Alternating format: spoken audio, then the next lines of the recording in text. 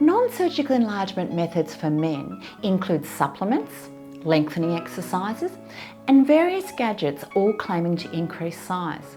So what methods actually work and which ones will just waste your time and your hard-earned dollars? Hi, I'm Michelle, and today we're looking at 4 non-surgical enlargement methods for men. Now, we're going to be going through each in turn. We're going to go through herbal remedies, we're going to go through vacuums, we'll also go through extenders, and I'm getting my hands full here, extenders, and then we'll also talk about lengthening exercises. But I'm going to be talking about these particularly in relation to what the science says into how effective these particular methods are for male size. Now, I think right from the word go, we'll start with herbal remedies and dive right in. And just before I do, if you've got any questions or comments, I really welcome them below. And also too, just a little prompt, if the video is helpful for you, I'd be really grateful if you could give it a like, because then YouTube will share this information with other men that might benefit too. So, herbal remedies, let's talk about these. Now, a quick search on Amazon revealed to me these 2 products. So I think you can see that they're actually, at a glance, quite expensive in terms of US dollars, particularly if you're buying these products repeatedly. Now, these products are not FDA approved, and this means that there's no controls over the marketing. So that the people who are making the products, the manufacturers and the distributors, can make any claims they really like about whether they actually increase length or increase size or whatever. And also too, they don't need to actually put the ingredients on the products. So these products often state that they actually include herbal ingredients. So some of the herbal ingredients, in a study by Cordaza in 2014, has looked at these ingredients and found, for one, that has no benefit at all for increasing length. So what are these herbal ingredients? Well, the herbal ingredients that are commonly used in these products are horny goatweed, maca, and also too ginkgo biloba.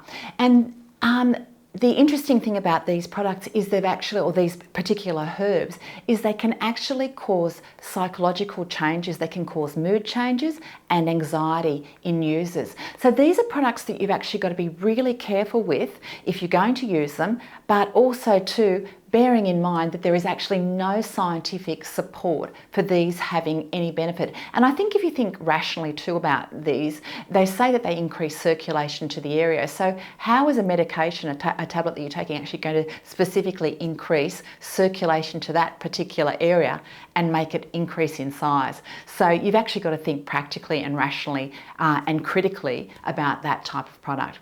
The second product I'd like to talk about is the vacuum device. Now, vacuum devices work via suction. There's a number of different types of suction available. Some work on like an air suction to length. They state that they increase length and girth via air suction, and others via water, which there's some claims that the water devices are actually safer than the air devices. That's debatable. But what we know is the American Urological Society does support these for men with impotence, so it does recommend these for impotence, but this particular discussion today is about the claims that they increase size.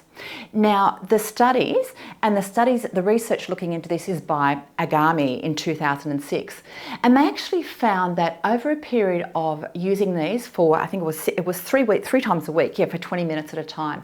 So 3 times a week, 20 minutes at a time, over a period of 6 months, actually found no increase in length and definitely no increase in girth, but these guys just measured the increases in length. So no clinical support for these, despite the claims that the manufacturers make that they increase in length. Although the researchers did note that men did report some psychological satisfaction to using the product, psychological benefit to using the product. So again, these retail from $90 to $200 US. So I think think critically about using these for increasing size when it comes to using these types of products. Now, the third gadget that I'd like to talk about is this, which is the extender. So this is the medieval looking device. These actually work by prolonged stretch. So if we think about prolonged stretch to tissues, So looking at prolonged stretch to tissues using a traction device, just shown here. What actually happens is these actually work by micro tears in the tissues. So the micro tears actually break down some of the collagen fibres, and that's how they actually lengthen. So you have to be aware before using these, thinking about safety, that micro tears, there's lots of capillaries and little nerves that are in the shaft that it could actually be damaged using these types of products, and if they're not used safely. So let's go through the two research papers, the two reasonable research papers that I've actually managed to find. And again, there's not much research supporting and not much research into these products, but the two research studies that have actually been done have actually supported an increase in length. And I'll go through the details now so that you know how these products were actually used to make length gains. Now, the first study by John Terro, and it was done in 2008, and men in this study used these devices for six months. Now, what they did, they started off using them for 4 hours a day. So these are a time-intensive product to use. And what the researchers actually found was an increase in length of 2.3 centimetres or 0.9 of an inch in length for using the product over that time frame. Now, this result was actually confirmed again in a second study by Knickerbacht, and that study was done in 2010. The men in these studies, this particular study, used this device for 3 months. This was really labour intensive though. They actually used for the first 2 weeks 4 to 6 hours and a day, and then they increased the tractioning to 9 hours a day. So again, you've got to be thinking about the amount of time you'd need to be spending and how comfortable that's going to actually feel.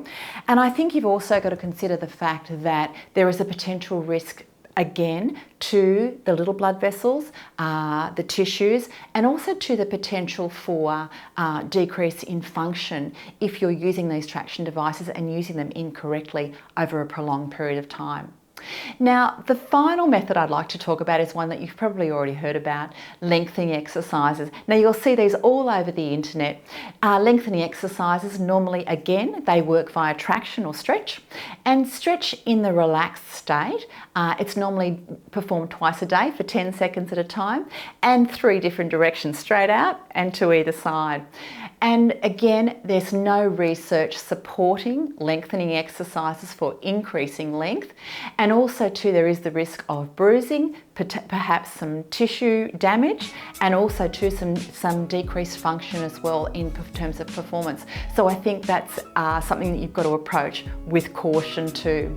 So I really hope that this information helps you make informed decisions about the ways you go about approaching size matters for men.